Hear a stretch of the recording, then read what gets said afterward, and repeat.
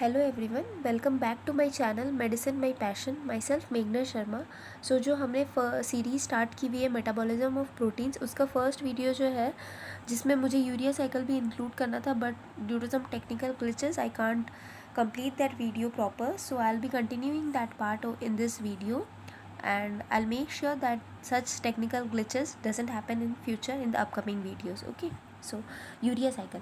सो सबसे पहले हम देखते हैं ये होता कहाँ पर है, माइटोकॉन्ड्रिया और साइटोप्लाज्म। कहाँ की जगह के, लेकिन लिवर सेल्स की। ठीक है, अब ये अब हम पहले तो इसका एक ओवरऑल पहले हम देख लेते हैं क्या होता है, फिर I will explain you in detail.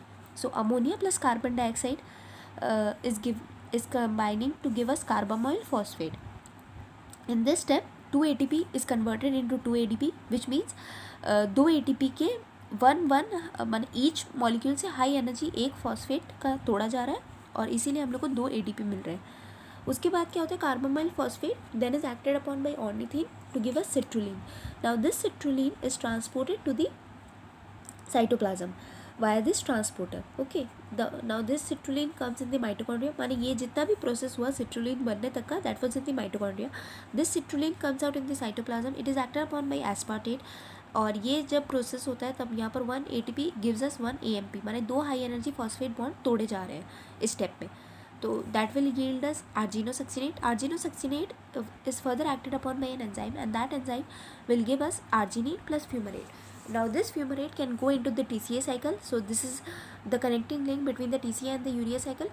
Now this arginine is acted upon by an enzyme, that is arginase, to give us urea and ornithine. Urea जो हमको पता है कि हम लोग को बॉडी से एक्सक्रीट आउट कराना है, यूरिया और एक ऑर्निथीन। अब ये ऑर्निथीन हमने कहाँ देखा था, यहाँ पे देखा था।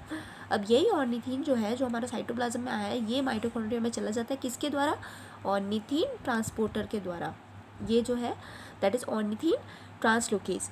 ये जो है ये ट्रांसपोर्टर प्रोटीन, इसका नाम है ऑर्निथीन ट्रांसलोकेज। ये वापस माइटोकॉन्ड्रिया में जा सकता है। ठीक है, अब सबसे फर्स्ट स्टेप में जो एंजाइम आया था that was कार्बामाइल synthetase.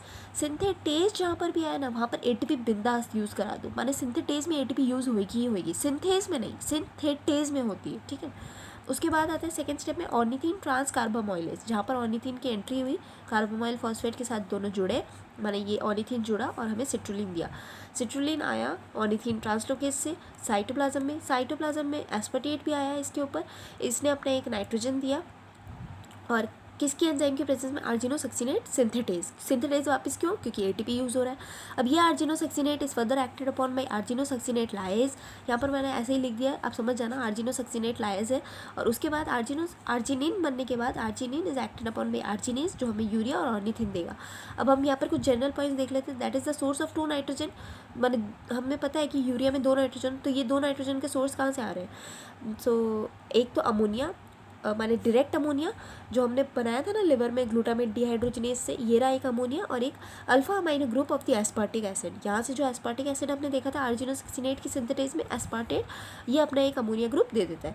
So fumarate is the linking, fumarate and aspartate, ये 2 तरह के 2 लिंक होते हैं। क्योंकि क्यों एस्पार्टेट? क्योंकि एस्पार्टेट हमें ऑक्सिलो एसिटेट दे सकता है, और फ्यूमरेट हमें आगे देखते हैं।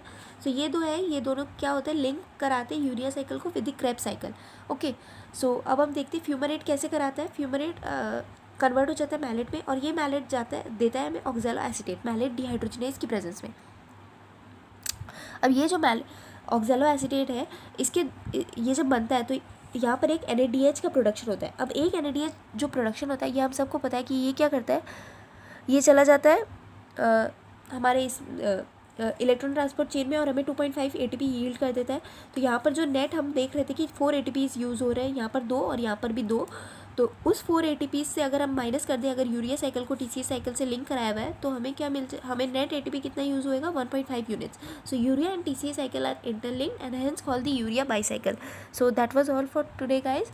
इन the next video we will be discussing about the clinicals which are related to the urea cycle. Okay, so I hope that this video made some sense to you guys, and please don't forget to hit the like button, subscribe to my channel, and comment down in the comment section if you have any queries.